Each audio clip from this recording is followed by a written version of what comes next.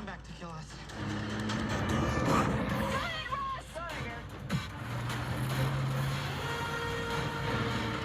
You gotta go faster, Dad, go faster. The pressure doesn't go any faster. Okay, well, what are we gonna do? You see, maybe if I press this rabbit side, it'll like give it a boost or something. Yeah, try it. All right, howdy, party people of the train. So let's go do a recap of what is going on in the stock market today. First of all, I want to show you something very interesting, which is Apple. Apple managed, albeit very choppy, to close above the initial balance box, and also has a sweet setup. It's above the 89, got the 9 curling up on the 21, and that's kind of what was going on. I mean, this has Apple has the setup. Apple has the setup. For those of you who are partaking in the 5% challenge, which we aced today, I think we got 12% and then 25 on runners. Anyways, Apple has the setup to go higher, and I think that they are rotating. That's what they do on days like this, and they put some money back into Apple. But again, note the 89 MA. As far as Tesla lost its 89 MA. Look, Tesla is still up from that dip a lot in a few days, but on the 1 hour you got the 9 crossing over. Looks like it wants to go lower. However, Stowe and Nvidia can change all of this, all of it, as can Powell. QQQ, same thing, same setup as Tesla, lost the 89. We played that move for the 5% challenge. It tried there at the end, smacked down by this level that used to be support, now turned resistance with the 89 coming down. I like that the 89 is coming down and these are kind of curling up here. That means that we could do a round trip. I think let me get this right. I think that, well, I don't think, but Double JW posted a ghost candle for a round trip, so anything's possible. Clearly what happened today was that Nvidia opened at, this is NVAX, sorry, Nvidia opened at all-time highs and had to do this.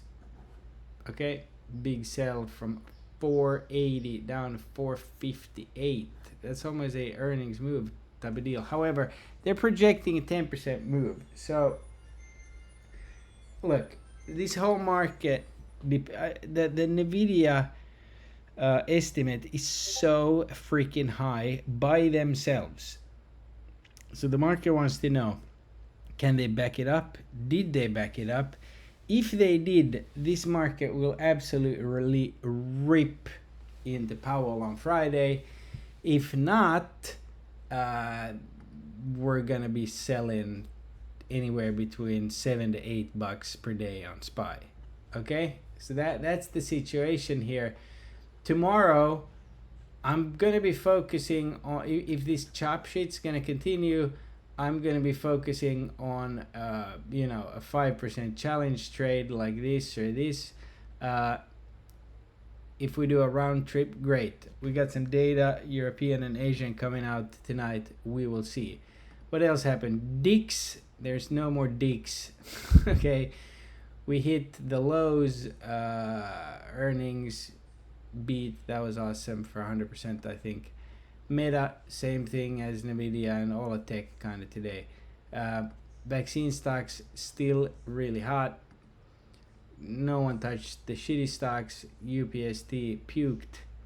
But yeah, I mean some QQQ 364s, and I mean some small Nvidia and Tesla lottos and Meta. Depending upon the Nvidia earnings tomorrow, I'm going to be playing futures after hours for that small duration that they're open. Tomorrow I'm gonna literally wake up, see if we've gapped up, see if there's any setups. Then I'm probably gonna go back to sleep because the market's gonna be where the market is waiting on Nvidia and then Powell on Friday, and that's that. Okay. But we've had a good week so far. Yesterday was obviously awesome. Today was okay. I would have wanted this to then keep going to here. There was a lot of fake setups today, just to point them out. Here, the inverted head and shoulders looked good, but then failed. We had some bad bank news today. We had some Fed speakers out. Again, the market's waiting. But this is notable. Another notable thing is we've had weeks now of no dark pool buying.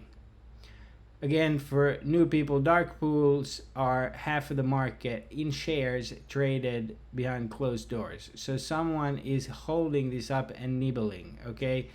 Flow, we had a big SPY sell-off. QQQ at the end, nothing much. This is today, okay? Here. I don't know why that is showing kind of the wrong time frame here. So there's dark pool activity, okay? Just putting it out there.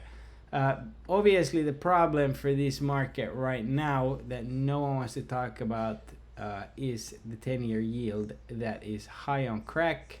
It's at 4.443, which puts market risks a little under 280. The VIX seems to be doing this pattern in reverse, okay? And huge day for VIX tomorrow. If it indeed is in a downtrend pattern, I expect a reject first hour, okay?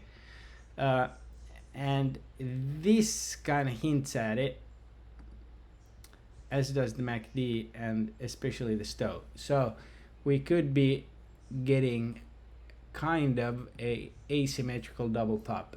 Oil, not very hot today. KRE, these bank news today was American Savings Bank was put on negative by Finch, whatever. You know what I mean. Gonna be looking at China. Had a strong showing yesterday. Expected to gap down and then go. Same with the UK. We'll check that out. SPX, same thing. Underneath its 89 MA. US 500 as well. ES not on the 1 hour. Okay, did I show? Okay, this is 5 minutes.